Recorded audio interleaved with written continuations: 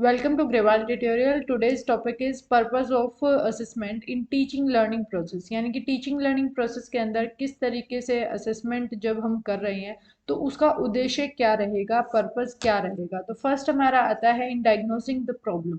यानी कि यहाँ पर जब भी हम असेसमेंट करेंगे हम ये पता लगा पाएंगे कि अगर हम बच्चों को कुछ पढ़ा रहे हैं, अगर वो सीख नहीं पा रहे हैं तो क्या कमी है, किस वजह से वो सीख नहीं पा रहे हैं, इसके बारे में हम पता लगाएंगे।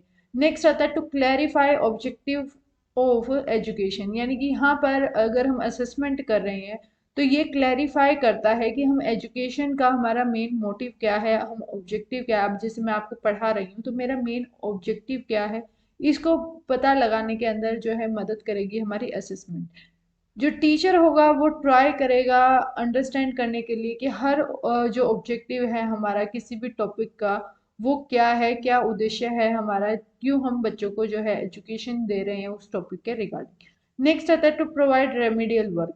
अगर कोई बच्चा ऐसा है जिसको किसी सब्जेक्ट के अंदर प्रॉब्लम आ रही है तो हम रेमेडियल वर्क उससे कराएंगे। यानी कि यहाँ पर बच्चे को एक्स्ट्रा क्लासेस वगैरह लगवाई जाएंगी जिससे वो जो है इम्प्रूव कर पाए। और ये हमें तभी पता चलेगा जब हम बच्चे की असेसमेंट कर रहे होंगे।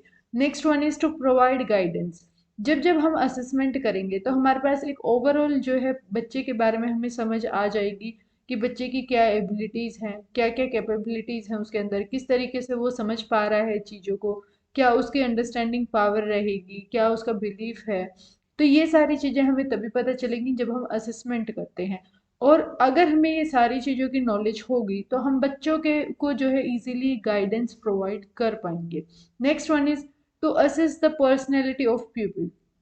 जब जब हम असेसमेंट करेंगे तो हम प्यूपिल की जो पर्सनैलिटी है उसके बारे में फाइंड आउट कर पाएंगे। We come to know their interest, attitude, intelligence and their physical, social, moral development. यानी कि यहाँ पर हम बच्चे का क्या इंटरेस्ट है किसी भी टॉपिक के अंदर, किस तरीके का उसका एप्टीट्यूड है, कितना उसका आईक्यू लेवल वगैरह है, या फिर उसकी फिजिकली वो फिट है या नहीं है, सोशली वो कैसा है, मोरली किस तरीके का है, यानी कि उसके एथिक्स वगैरह क्या है, वो किस चीज़ में बिलीव कर रहा है। ये सारी चीज़ें हम पता लगा पाएंगे।